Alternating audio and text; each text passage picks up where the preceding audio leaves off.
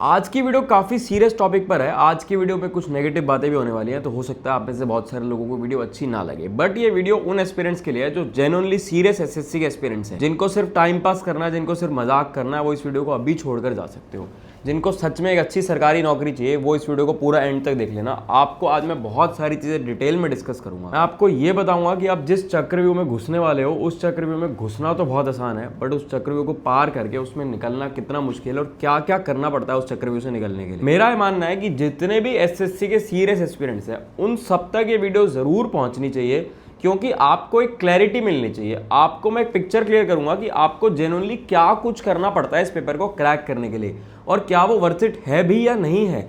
इतने साल इतनी मेहनत जो लोग लगाते हैं, क्या वो करनी चाहिए या एसएससी सीजीएल की तैयारी आज ही क्विट कर देनी चाहिए। इसीलिए मैं बोल रहा हूं कि इस वीडियो को देखे बिना एसएससी की तैयारी बिल्कुल मत करना। मैं आपको ये बताऊंगा कि क्यों 99.9% एस्पिरेंट्स फेल हो जाते हैं, उनको उनकी ड्रीम पोस्ट नहीं मिल पाती, क्या रीजन है इसके पीछे, क्या गलती करते हैं, क्या एसएससी की तैयारी करनी चाहिए या आज ही छोड़ देनी चाहिए। जो एस्पिरेंट सिर्फ एक्सपीरियंस के लिए इसका पेपर देते हो ना, वो तो भाई पेपर दो ही मत, फॉर्म ही मत भरो।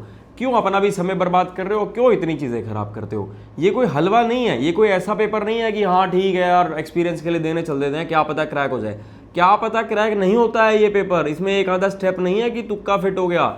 इसमें जितने भी लोग इस पेपर को क्रैक करके सरकारी नौकरी पर लगते हैं, वो टॉप के वो क्रीम एस्पिरेंट्स होते हैं, जिन्होंने बहुत मेहनत करी होती है। इतनी मेहनत करके इतने अच्छे मार्क्स लाकर उनको वो नौकरी मिलती है। और एसएससी की तैयारी ऐसी भी नहीं है कि एक दो महीने पढ़ के आपने पेपर क्रैक करके आपको कोई बढ़िया नौकरी मिल गई। अगर आपको अपनी ड्रीम पोस्ट चाहिए तो मिनिमम 6 महीने की सीरियस स्टडी चाहिए होती है। कुछ लोगों को तो 2, 3, 4 अटेम्प्ट तक भी लग जाते हैं, यानी कि अपने गोल्डन पीरियड के, अपने जवानी के, अपने गोल्डन ईयर्स के 4 से 5 साल देते हैं लोग इस नौकरी को लेने के लिए।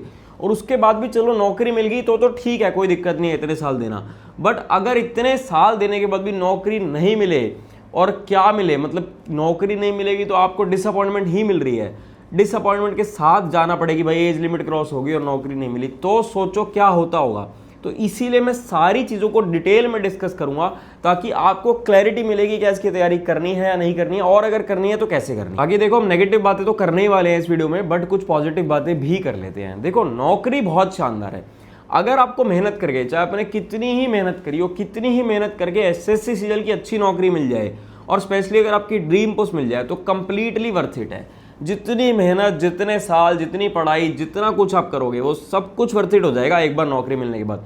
बट नौकरी मिलने तक तो तपस्या करनी पड़ेगी ना। तो भाई मैं आप लोगों को डीमोटिवेट नहीं करने आया, मैं कहीं ना कहीं आपको मोटिवेट ही करने आया हूँ आपकी तैयारी के लिए, क्योंकि मैं आपको सारी चीजें आज क्लियर कर दूंगा, ताकि आपको ये समझ में आ पाए कि आपको आपकी प्रिपरेशन किस लेवल पर जाकर करनी है, आपका कंपटीशन किन लोगों के साथ होने वाला है, आपको आपकी तैयारी कैसे करनी है। मैं आप लोगों का दुश्मन नहीं हूं, बिल्कुल ये मत सोचना कि डिमोटिवेट कर रहा हूं, जेन्युइनली मोटिवेट कर रहा हूं, और आप लोगों को मिरर दिखा रहा हूं कि आप लोग जो मस्ती कर रहे हो, मजे कर रहे हो, एक्सपीरियंस के लिए पेपर दे रहे हो, फिर मत दो। सीरियस एस्पिरेंट हो तो दो। और एसएससी की तैयारी जितने भी लोग कर रहे हैं, कुछ एस्पिरेंट्स मेरे से बुक्स का भी पूछते हैं, तो उनके लिए मैं एक बार पहले बता देता हूं, फिर हम आगे वीडियो चलेंगे। ये एस चांस की किताब है, ये मैथ्स की किताब है, क्वांटिटेटिव एप्टीट्यूड की, तो आरएस अग्रवाल की। जैसे ये मैथ्स की किताब है, ऐसे ही सिमिलरली रीजनिंग की किताब भी आती है एस चांद की ही, आरएस अग्रवाल की। और जीके की किताब है, वन लाइनर किताब है जीके की, एस चांद की, रविंद्र धनखड़ की। बहुत बढ़िया किताबें हैं। इन सभी किताबों का लिंक मैं आपको डिस्क्रिप्शन में दे दूंगा। ये एस चांद की जो बुक्स है ना, इनमें सबसे अच्छी चीज़ तो ये है कि जो आपका एक्चुअल एग्जाम आता है ना, जिस लेवल का, लगभग उसी लेवल के क्वेश्चंस हैं, और ज़्यादा फोकस प्रीवियस ईयर क्वेश्चंस पर किया गया है। क्योंकि देखो, एसएससी का खेल ही प्रीवियस ईयर क्वेश्चन का होता है। सीजीएल, सीएचएसएल, आप एसएससी के किसी भी पेपर की तैयारी कर रहे हो ना, सभी के लिए किताबें यूजफुल है। मार्केट में तो अवेलेबल है ही, मैं लिंक दे दूंगा, आप लेना चाहो तो ले सकते हो, एक बार देख लेना खुद, अगर आपको अच्छी लगे तो ले लेना। मुझे तो पसंद आई ये बुक्स, इनमें सारी चीज़ें बहुत अच्छे से एक्सप्लेन करी गई हैं, और जो सॉल्यूशंस हैं, सॉल्यूशन स्पेशली बहुत अच्छे से, ट्रिक्स के साथ, बेसिक्स, हर चीज़ आपको बहुत अच्छे से एक्सप्लेन करी गई है। अब हम अपनी आगे की वीडियो पर चलते हैं और सारी चीज़ों को डिटेल में डिस्कस करते हैं। देखो, एसएससी यानी कि स्टाफ सिलेक्शन कमीशन, इसके अंदर बहुत सारे पेपर होते हैं, CGL, CHSL, CPO, MTS havildar, but सबसे ज़्यादा डिमांड में रहने वाला और एस्पिरेंट्स का फेवरेट है सीजीएल, क्योंकि उसको मिनी यूपीएससी भी कहा जाता है। उसके थ्रू आप लोग इंस्पेक्टर लगते हैं, एएसओ लगते हैं मिनिस्ट्रीज में, यानी कि बहुत शानदार नौकरियों पर लगते हैं, और जो यूपीएससी के बाद जो इंडिया में टॉप की सरकारी नौकरियां, उन नौकरियों पर लगते हैं। तो सीजीएल का पेपर हर साल कंडक्ट करवाया जाता है। अगर हम इसका कुछ सालों का स्टैट्स देखें, तो देखो 2014 से लेकर 2020 तक की अगर इसकी कंडीशन देखें, जो सीजीएल 2014 से सीजीएल 2020 था, उस समय कंडीशन थोड़ी सी खराब थी। उसके पीछे काफ़ी रीजंस थे।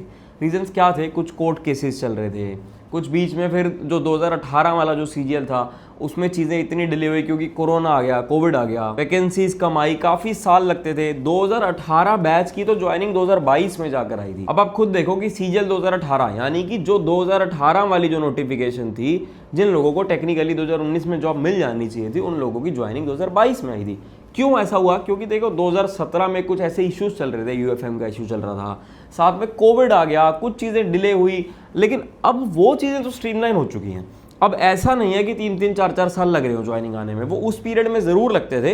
अब एटलीस्ट वो चीज़ स्ट्रीमलाइन हो गई है, अब टाइमली चीज़ें हो जाती हैं, आप लोगों की लगभग नेक्स्ट ईयर तक ज्वाइनिंग आ जाती है ऑलमोस्ट हर डिपार्टमेंट। तो जो टाइम वाला एक इशू था पहले कि 3 साल 4 साल लग जाते हैं, वो इशू एटलीस्ट अब खत्म हो गया है। अब आप मानकर चलो कि लगभग 1 साल में ही आप लोगों की ज्वाइनिंग आपके हाथ में आ जाती है, आपको ज्वाइनिंग लेटर मिल जाता है, आप उस डिपार्टमेंट को ज्वाइन कर सकते हो।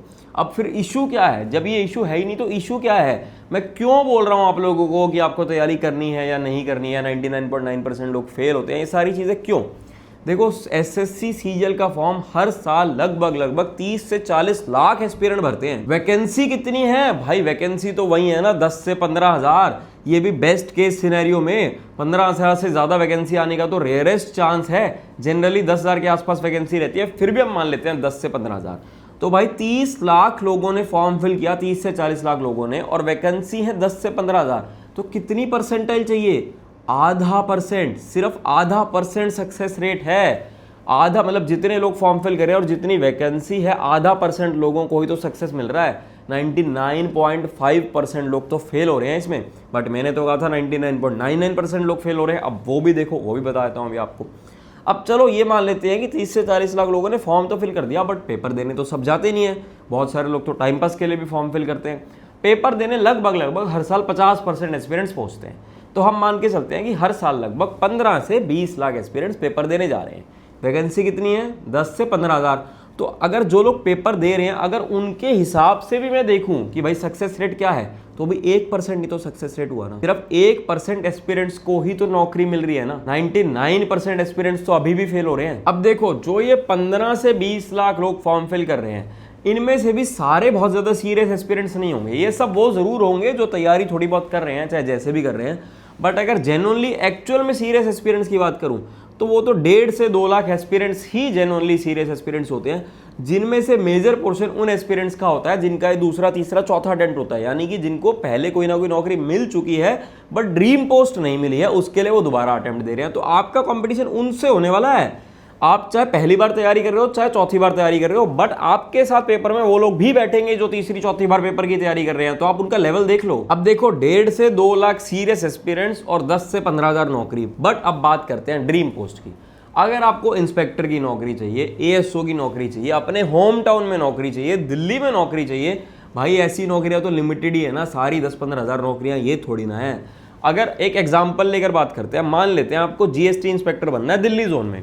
भाई जीएसटी इंस्पेक्टर दिल्ली जोन में अगर मैं बेस्ट केस सिनेरियो भी ले लूँ ना पिछले कई सालों का, तो बेस्ट के सिनेरियो के हिसाब से भी पिछले कई सालों से जो मैक्सिमम वैकेंसीज आई हैं वो लगभग 450 के आसपास आई हैं, जिसमें टोटल सारी कैटेगरीज की वैकेंसीज मिलाकर 450 के आसपास है। ये तो बेस्ट के सिनेरियो है। बट अगर एक एवरेज मानकर चलें तो एवरेज मान लेते हैं कि हर साल 50 से 100 वैकेंसी। तो भाई आपको अगर 50 से 100 वैकेंसी, आपको वो नौकरी चाहिए जिसकी टोटल वैकेंसी ही 50 से 100 है, तो आपको ऑल इंडिया की रैंक 100 से 200 के अंदर चाहिए। मतलब अगर 50 वैकेंसी है तो मुझे लगता है 150-200 रैंक तक फुल हो जाएंगी वो 50 वैकेंसी। अब देख लो क्या सक्सेस रेट चाहिए और क्या परसेंटाइल चाहिए। 0.01% ही ऐसे लोग होंगे जिनको अपनी वो ड्रीम पोस्ट, अभी मैं पर्टिकुलरली एक पोस्ट की बात कर रहा हूं कि दिल्ली जोन में जीएसटी इंस्पेक्टर चाहिए, तो 0.01% लोग होंगे। यानी कि 99.99 परसेंटाइल आएगी तब जाकर वो नौकरी मिलेगी। मैं डरा बिल्कुल नहीं रहा हूं, मैं आपको मोटिवेट कर रहा हूं, आपको एक मिरर दिखा रहा हूं कि आपका कंपटीशन किस लेवल का होने वाला है, आपको किस लेवल की तैयारी की जरूरत है। जो लोग ये सोचते हैं ना कि भाई मैं मजे मजे में एक्सपीरियंस में पेपर क्रैक कर दूंगा, ऐसा नहीं होता। 6 महीने की सीरियस स्टडी अगर आपने कर ली तो आप इस पेपर को जरूर क्रैक कर सकते हो। देखो, जिनको सच में पेपर क्रैक करना ही है ना, वो सोचेंगे चाहे 3 अटेम्प्ट में हो, चाहे 4 अटेम्प्ट में हो, चाहे 5 अटेम्प्ट में पेपर को क्रैक करना है। भाई आप लोग पहले अटेम्प्ट में ही अपना 100% दे दो ना यार। जितनी मेहनत, जितना एफर्ट, जितनी चीज़ें आप अपना फर्स्ट अटेम्प्ट में दे सकते हो ना, सेकंड थर्ड अटेम्प्ट में नहीं दे पाओगे। अपने फर्स्ट अटेम्प्ट में मोर देन 100% दे दो, 6 महीने की सीरियस स्टडी कर लो, आपको नौकरी जरूर मिल जाएगी। और जो लोग MBA के पेपर की तैयारी करते हैं और वो देखते हैं कि इतनी परसेंटाइल चाहिए, उतनी चाहिए, अपने उन दोस्तों के साथ भी इस वीडियो को शेयर कर देना और उनको दिखा देना कि जो लोग SSC CGL को क्रैक करके अपनी ड्रीम पोस्ट लेते हैं उनको कितनी परसेंटाइल चाहिए होती है। मैं किसी को नीचा नहीं दिखाना चाहता, मेरा मोटिव किसी को नीचा दिखाना नहीं है, बट मैं आप लोगों को आईना दिखाना चाहता हूं, आप लोगों को सच्ची बात बताना चाहता हूं कि जो लोग सीजीएल को क्रैक करते हैं उन लोगों ने कितनी मेहनत करी होती है। और अगर आपको सीजीएल को क्रैक करना है तो आपका कंपटीशन किस लेवल का है, आप उन लोगों के साथ बैठकर पेपर देने वाले हो, आपको उनसे आगे निकलना है। कंपटीशन है ना, दूसरे को पीछे छोड़ना है, खुद आगे निकलना है। तो 6 महीने की सीरियस स्टडी कर लो, सब कुछ छोड़ छाड़ के अच्छी नौकरी ले लोगे। कुछ बेसिक पॉइंट्स जो आप लोगों को जरूर ध्यान में रखने हैं इसकी तैयारी के लिए। आप में पैशन होना चाहिए नौकरी लेने के लिए, आपको मजे नहीं लेने हैं, टाइम पास नहीं करना है, खुद से झूठ नहीं बोलना, खुद को सच बोलना है। आपका गोल क्लियर होना चाहिए, आपको अपना गोल क्लियर दिखना चाहिए, आपको टारगेट सेट करना पड़ेगा कि ये मेरा एम है, ये मेरा गोल है और मेरे को ये ही चाहिए। कोई एक पेपर को टारगेट करो और एक पेपर को टारगेट करके उस एक पेपर की सीरियस स्टडी करो, उसके साथ साथ पेपर दो, सारे पेपर सभी दे दो, कोई टेंशन नहीं है। बट तैयारी 5 पेपरों की नहीं करनी, तैयारी किसी एक ऐसे पेपर की करनी है जो भी आपका टारगेट है, चाहे वो सीजीएल हो, चाहे वो बैंकिंग हो, जो भी आपका टारगेट है उस एक की तैयारी करो और उसके इर्द गिर्द घूमने वाले उस लेवल के सारे पेपर दो। लिमिटेड रिसोर्सेज से पढ़ो, किताबों का भंडार मत लगाओ, दुनिया भर के टीचर से मत पढ़ो।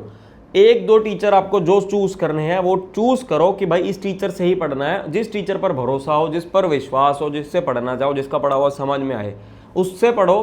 किताबें लिमिटेड रखो, ज्यादा भटको मत इधर उधर, और अपने आप पर कॉन्फिडेंस रखो। अपने आप पर कॉन्फिडेंस होना बहुत जरूरी है। अपना एम सेट करो, टारगेट सेट करो और डेली छोटे छोटे स्टेप्स लो। सीधा ग्राउंड फ्लोर से 10th फ्लोर पर जंप नहीं मारनी है, एक एक स्टेप करके ऊपर चढ़ना है। डेली के टारगेट सेट करो और तैयारी करते जाओ। कोई भी डाउट हो मेरे से पूछ लेना, मैं आप लोगों के लिए हूं।